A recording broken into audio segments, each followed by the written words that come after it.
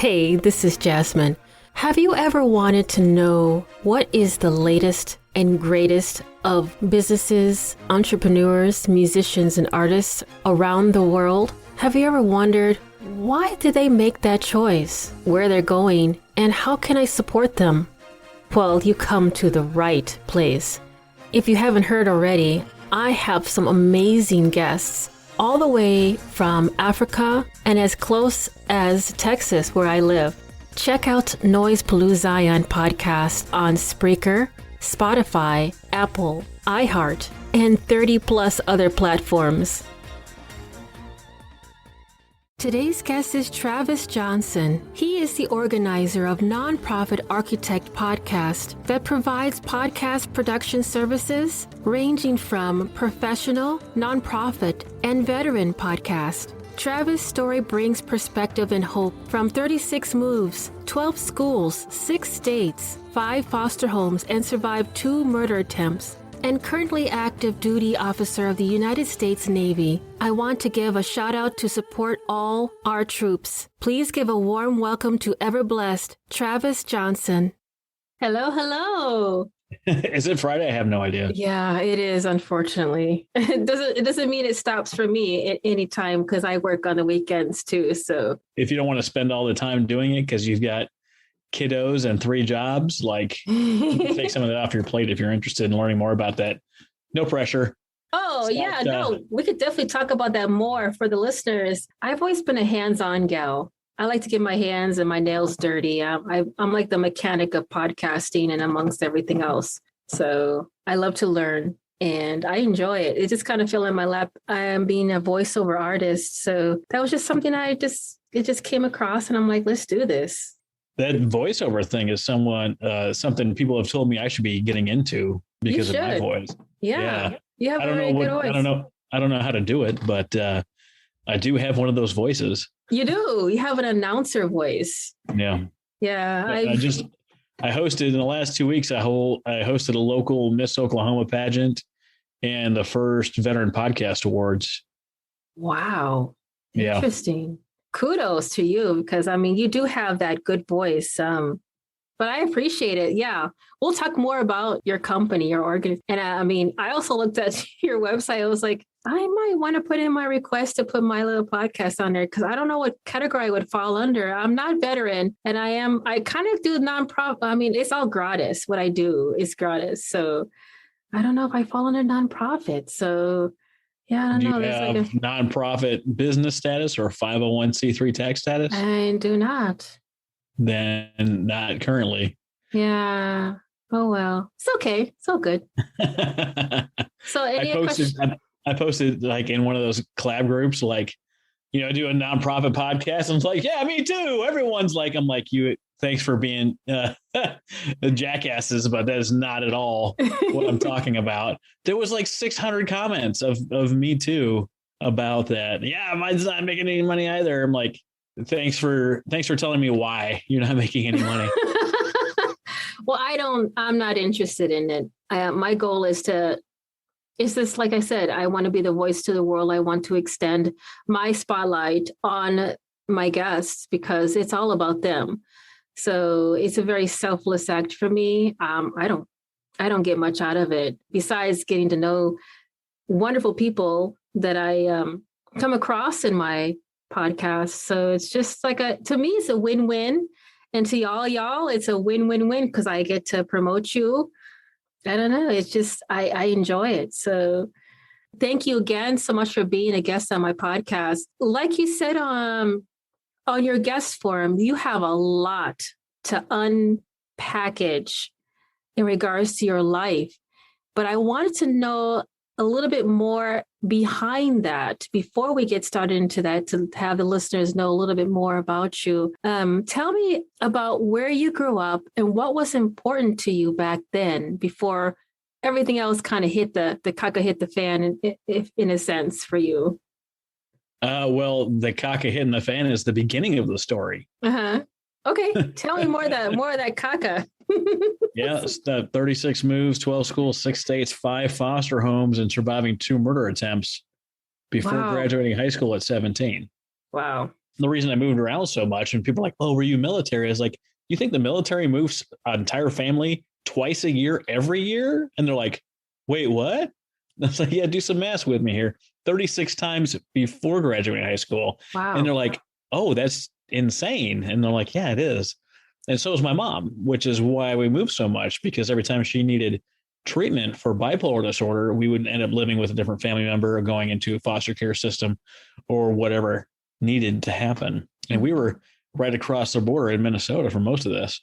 I completely understand the whole fostering system from that aspect, but to have, just to have the thought of that, and then to hear your story about you going through the same type of emotions but in a different story, in a different journey, dealing with your mother, with the bipolar, and then constantly moving from family member to family member, that within itself, it's emotionally damaging for a child, especially when you think the moon and stars of your parents. You always wanted to think highly of them because they are your parents. So what was going through your mind with all this happening for you? Really kind of depends on when, because before the fourth grade, I didn't understand that I was different than anyone else. It was just the only thing I'd ever known. It wasn't until about fourth grade where someone kind of pointed out, be like, hey, man, that's weird. Like, no one else is moving around like this. And I'm like, what do you mean? Like, everyone does this. And everyone's like, no one else is doing this. I don't know what you're talking about. And I kind of realized, what was happening. Because by this point, I'd already been in like 9 different schools at this point in fourth grade. And it's hard to fathom. Some people like change schools once and it like ruins their entire life. And I'm not saying that it can't. I'm just saying it happens. And, really got angry about, because you have no control over this stuff. You're not sure what to do. And I really started lying and cheating and stealing and all the stupid stuff that kids that don't know how to express themselves, that don't have the capacity to do what they need to do to get healing help, or, even express what the heck is going on internally, which I'm sure you can understand. And right when I started, behaving like a jerk, we didn't move for like 3 years. And now I was stuck, with all my poor choices that I had just made in the same place, which was even more frustrating because I finally, have the license to act out because my life has been so terrible. And then it stops being terrible. But now I'm a jerk. And then we did it again in seventh grade. We're in 3 different school systems in seventh grade. And just so much going on. The 2 people that tried to take my life were my mother and my sister.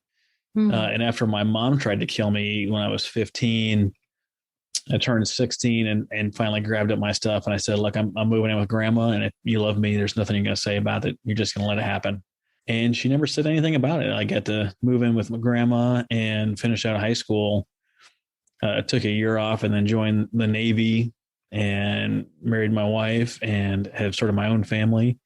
But, in those early years, everything was just so tumultuous, so much going on all the time.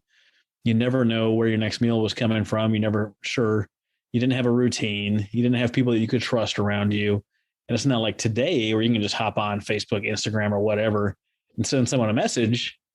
If you didn't have their, phone number written down in a hold on to this, you young kids, an address book, a Rolodex. Like a Rolodex. If you didn't have that information written down somewhere, you didn't have it. Right. You memorized it, or it was written down, or that was it. So if you go somewhere and you make friends, which I am really great at making fast friends. I don't know how many long-term relationships I have. I was always meeting new people.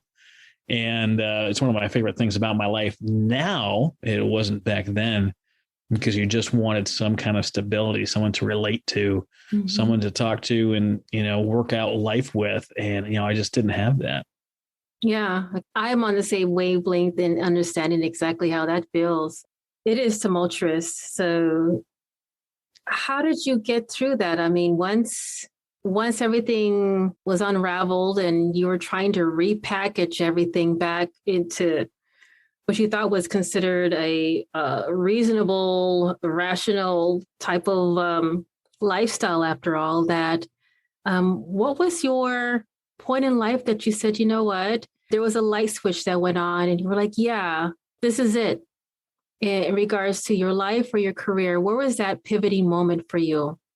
There's been a few for sure in different areas of life, but really when I made the decision to move out of my mother's house and go live with grandma, I was like, it's not my fault, all the stuff that happened to me. And a lot of people come to that realization, but it's my responsibility to do what it is that I think that I can do to, get healing from my trauma and to make good decisions moving forward.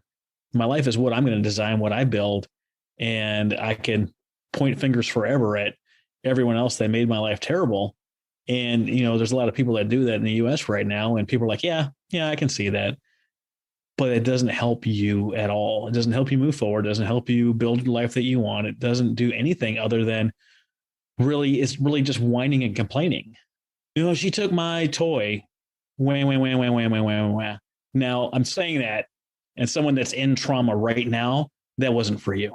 That wasn't for you. That's for people that have been past the trauma.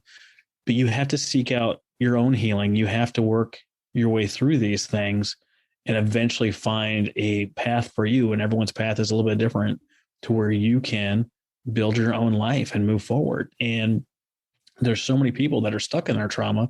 I've been in the Navy for 21 years, and there is injuries that are unseen and unfelt on the battlefield, whether that's, home, abroad, in a domestic violent situation or what have you, that we can end up holding on to for years and years and years and years until someone points it out to you, like they did to me in fourth grade and said, hey, you're weird. Like, this isn't how life is supposed to be.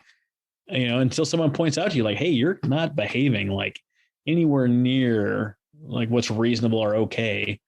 And, you got in a little bit of trouble yourself when you were younger. And until you recognize that and you make the decision to go down the path of healing and to create a new life for yourself, until that happens, there's nothing anyone can do for you. You have to come to that realization on your own. Right. So with all this, and then actually coming to the realization that this is not normal, and you were able to remedy that by going through the motions of self-awareness and self-healing. If I wanted to ask you, who would play you in a movie of your life with all this going on? Who would that be? Who would be the best actor? I don't know for sure if it's the best actor, but my wife is in love with Scott Eastwood. So it would have to be Scott Eastwood. If you're listening to this right now and you don't know who Scott Eastwood is, it's Clint Eastwood's son. Yeah, so yes, I do. But hit pause, go look up who Scott Eastwood is, and then you'd be like, oh dang. Yes, exactly. Exactly. God, Jasmine knows. What is it? That's like Jasmine knows. Oh yeah. I'm old enough I'm old as rocks, but yeah, I definitely.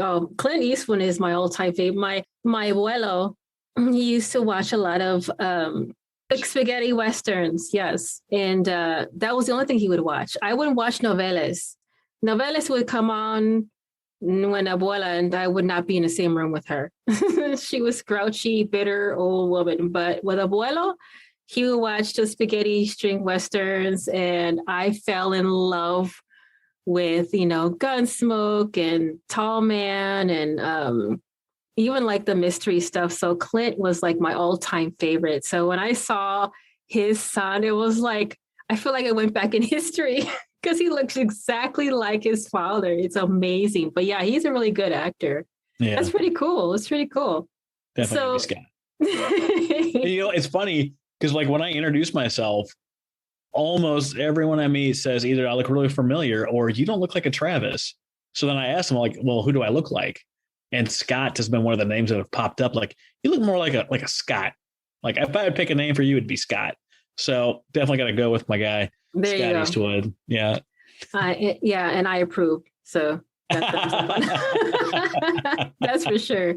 You got your lady fans who is Scott Eastwood? Oh, dang. I'm not even. Oh, dang. Yeah. I should be listening to this podcast more. There's just like more insight on like some of the, that's for sure. Yeah. So that's awesome. Thank you for sharing that. So you have a nonprofit architect organization. Is this when you started this organization, around that time where you started having a pivoting moment? It's been quite the journey. Don't Yeah. at all. Usually When I talk about, the two people that try to kill me, my mom and my sister, people are just completely floored and they have no idea what to say. And there's nothing you can say other than that sucks and that's awful. I'm glad you're still here. Anything else is just, I don't know, trying to make them feel better, I guess. I don't know. I couldn't tell you. But, I joined the military and I follow the Jesus and I married my wife and I had to get all three of those things really to, they didn't care where I came from. As long as I am who I am and I follow, that I'm going to be who I need to be. And that allowed me, it was a long journey, but it wasn't until like my mid 20s where I realized I was doing good stuff. I really wasn't necessarily in scarcity or survival mode. And then I started following the right group of people in the Navy at work, be around the people that you want to be like. So those were guys that were doing well in their career. They were strong in their faith, that had great families, that were, trying to get themselves, promoted and really, fight for that career and education. And as soon as I made that switch, my life took a completely different trajectory. I ended up, going to college, got accepted to a program, went from the enlisted side to becoming a commissioned officer in the Navy. They sent me through flight school. I know you can't see all my fun background stuff I have, but I've got, my wings and the airplane that I fly and all that stuff in the background here. And then it wasn't until after that happened that I realized, I wasn't running anymore. I was thriving. I was doing well. I was successful by some measure, I'm sure. And I was like, well, I'm pretty good. Like, how do I be part of the community? I had no idea. And it led to some conversations at church with some different people. And like, well, people in the community, they clean up neighborhoods and they serve on boards and they vote and they interact and they donate money and they do all of these things. And I was like, oh, I want to do those things. And got connected with some great people doing some good work and realized that, I can now start giving back. Because, growing up, you had social services and you've got churches and individuals and different nonprofits that really kept us sheltered, clothed, and fed. And without them, right, I didn't have a chance to be anyone other than broken. And there was a few that stuck in for the long haul, but largely dealing with someone that has bipolar disorder with, psychotic features, in which case, I like kind of like being on the autism spectrum. There's a mental health spectrum for this. So she had features of schizophrenia. She had hallucinations, and being around someone that has bipolar is one thing. And also them having hallucinations, like it is really difficult to be friends with that person or around their family. It just is. It's a lot to take in, and whether you're inside or outside the situation. So there really wasn't a whole lot of stability in any measure, except for a handful of people that were kind of there throughout. Dennis Jensen and Dale Chaden and a few other individuals that really, stuck with us and stuck by our family. Good friends, Ryan Cornamone and John Adam, Craig Sweary. But like, if it wasn't for those people, if it wasn't for those organizations, Big Brother, Big Sister, community youth services, organizations I haven't talked to for, even like the Guardian Ad Litem, like I wouldn't have had a fighting chance. Right. It would have been so easy to fall into the wrong crowd or be stuck in, kind of the crazy cycle, the depression cycle, any of those things. And I really only made a couple of really, really good decisions growing up. Like I never tried any substances. I didn't try weed or alcohol or any of the other cocktail of available things. Growing up in trailer parks and foster homes, I stayed away from that stuff. I don't know how I managed to, but I did. I was just like, I'm not interested. No, thank you. Like if someone handed me a cigarette, I broke it in front of them and I stomped on it and they're like, what the heck? And I was like, don't offer me cigarettes ever again. Like we can still be friends. I'm just not going to do it. And that kind of became a thing. Like my friends were like, don't offer it to him. He'll just break it.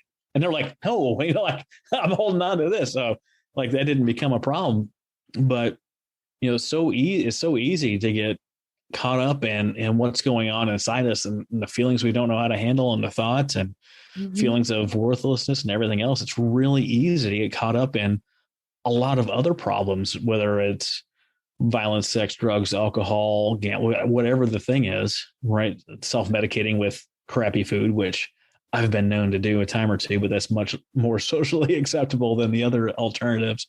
But, got involved with some nonprofits and started getting a chance to give back. And I served on a couple of nonprofit boards for the Shine Foundation and Books by Vets, helped raise $500,000 in just a couple of years, got published again. Really was going well. I had my second instructor tour and I got stationed in the Middle East. I was in the Kingdom of Bahrain and I got out there. I was like, I knew I needed to have something that would help me grow, kind of keep me out of trouble, be productive, and I hope to have something to do with the nonprofit work. And someone's like, well, you kind of have the voice for podcasting. And I was like, oh, do I? Do I have that voice? Do you? And they're like, you really kind of do. And I mean, sure. Okay.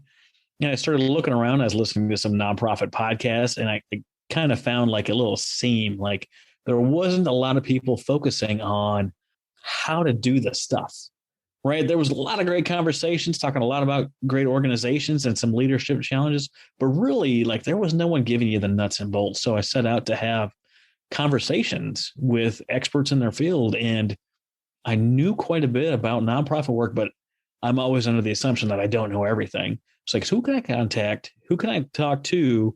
And what can I learn? And really, it's kind of a journey of, my personal learning and self-discovery and wanting to share that with other people and then also provide great value. So we ended up interviewing nonprofit leaders, business leaders, consultants, people with the special skills to really help nonprofits do it better, help grow stronger nonprofits, all with the effect of helping the helpers, because this is a chance for me to give back to the people that can go on and help maybe the future Jasmine or the future Travis or the next person to come along that really needs that helping hand to make their life just even a little bit less terrible.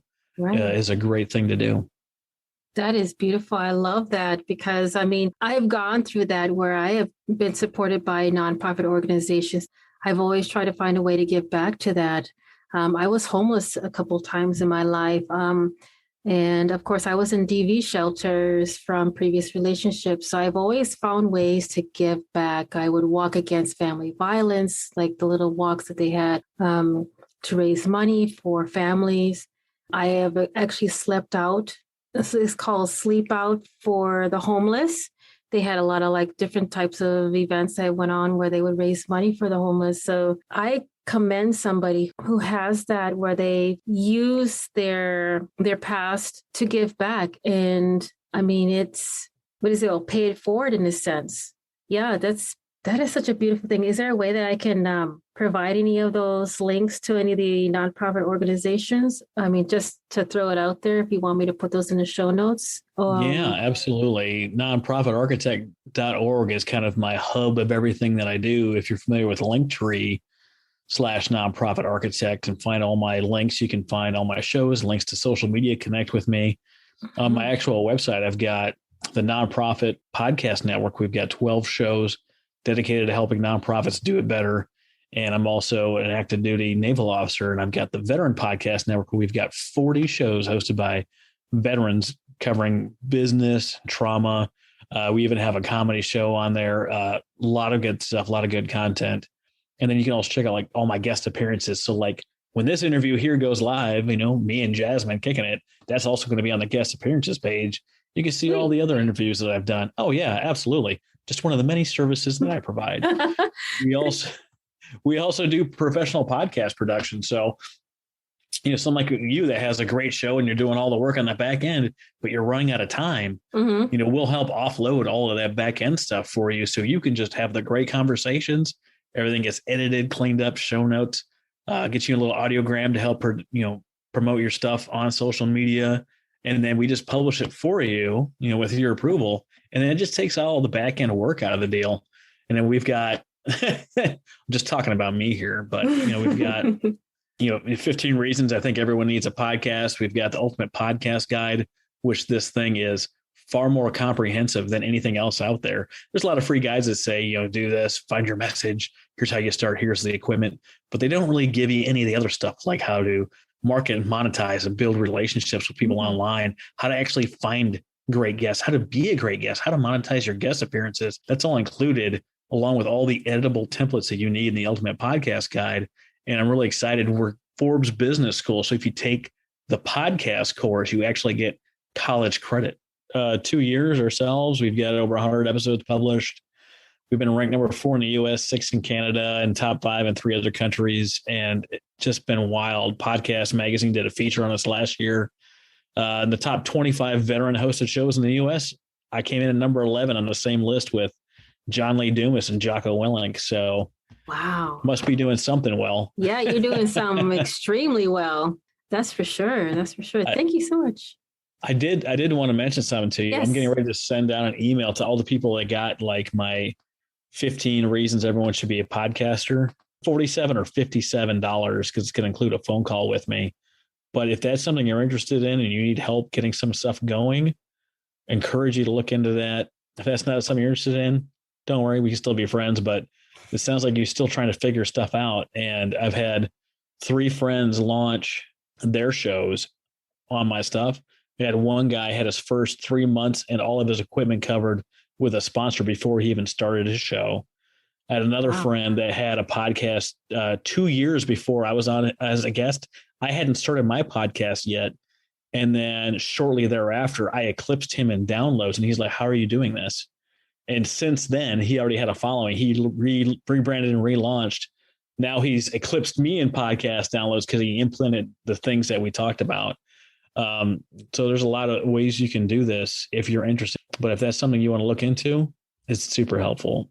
That is sweet. Wow. I am definitely, I'm glad you're able to share that with the listeners, because that's something, sky's the limit once that hits. Because I mean, there's a lot of people who are getting into it, but to have you here and tell us that there is so much more and there's the opportunity of having credits applied to that's amazing. Thank you for sharing that. So what type of, sorry, I'm just like super excited about this. So like, tell me more information, but what type of work makes up the happiest part of your day? I mean, you have so much to give. So what is considered one of the happiest parts of your day? I really, really love kind of peeling back the scales people have over their eyes. We have such a narrow view of life. And, if you look at my stat sheet from when I was a kid, most people would have no problem. Oh, foster care, a couple of people tried to murder him. Like, they would have no problem with me doing nothing in society. They'd be like, yeah, it's understandable. All right. But here's the deal. There's so much more to life. I got the military to pay for my bachelor's degree and for my master's degree. I got to travel to 12 different countries in all 50 states. I've been a guest on, I don't know, however many, endless number of podcasts. I've got to host a local Miss Oklahoma pageant. I've got to host the first annual Veteran Podcast Awards. I've been speaking at conferences. And I just kind of feel like I'm a regular dude. Like, I just want to show up, have a great attitude and provide value where I can. And just that little bit just goes so far in everything that you want to do. If you know your why, if you know your motivation, like I wanted to help the helpers, and knowing that, I didn't know the how I was going to do it, but helping the helpers has allowed me to do everything else that I've wanted to do. Because I know Zig Ziglar always says, if you help enough people get what they want, you'll end up getting everything that you want. And I'm not doing this to get for me. Mm-hmm. I'm doing it because it's wonderful and it's a great time. I love meeting new people. I love hearing a story. And I mean, the 2 best things about being a podcast host is you get to meet great people that are excited to talk to you. Mm-hmm. And then you get like your own private masterclass with all these people and ask them whatever you want to ask them. I mean, there's, value for the audience or whatever, but like my personal learning is like skyrocketed. Like Tuesday, that 19th of October, Bob Berg's a guest on my show, and he wrote the Go-Giver series, and he's sold millions and millions of his books, and he's a speaker in his courses and all this craziness. And like, he was the guest on my show. So I got to ask him all the things I wanted to know about what, he's doing and how that impacts the world around him. It's just, just crazy for me. I'm just like a guy from the trailer park, and here I am, talking to all these people, talking to you, Jasmine. I had Steve Sims on. He's the author of blue fishing. I think it's like the art of getting things done. Okay. But he does world-class events for millionaires and billionaires. And he does the red carpet event for Sir Elton John every year. Wow. And I had him on my show talking about events and how for-profit people do it and how nonprofit people do it differently and what they can do to do it better and have a really world-class event. But he was on my show and I'm just like, this is just outrageous. Like, how does this mind blowing? Yeah, absolutely exactly. nuts, you know? It's just amazing. And I'm sure you get to talk to all sorts of amazing people. Well, I'm talking to you amongst everyone. Yeah. So, I mean, can you tell the listeners exactly where they can listen to you as well? Like all the podcasts, and what's your website and any additional information if they can reach out to you? You search Nonprofit Architect Podcast, you will find me. I'm the first 4.5 pages of Google. I'm on 50 podcast channels, IMBD, YouTube, Amazon, Apple, Geo7, all these from like India and all these different channels. Like if there is a podcast app, I'm on it. iHeartRadio, Pandora, just the list is endless. Mm-hmm. In closing, did you have any additional information you'd like the listeners to know about that I might have missed? Here's the deal. If you're out there and you're suffering, get help. It's up to you to get help. It's not your fault what happened. Maybe it is a little bit your fault or it's not your fault, but it's up to you to seek out the healing that you need so you can move on with your life and build the life that you want to live. That's right, folks. You can actually design your life. No one's going to do it for you. You're either busy building your dream or you're busy building someone else's dream. True words. That's deep. Thank you so much for that. It's been an honor to even know that I'm now kind of officially like in the 7 degrees of separation with everything. So thanks a lot, Jasmine. It's nice meeting you. Bye-bye. Bye. Thank you for listening to Noise Paloo Zion podcast. If you yourself is a small business owner, entrepreneur, musician, or artist, or liked what you heard, please share and follow. I am on Facebook, Twitter, TikTok, Instagram, and YouTube, or contact me at www.jasminecastillovoice.com and stay tuned for the next upcoming episode.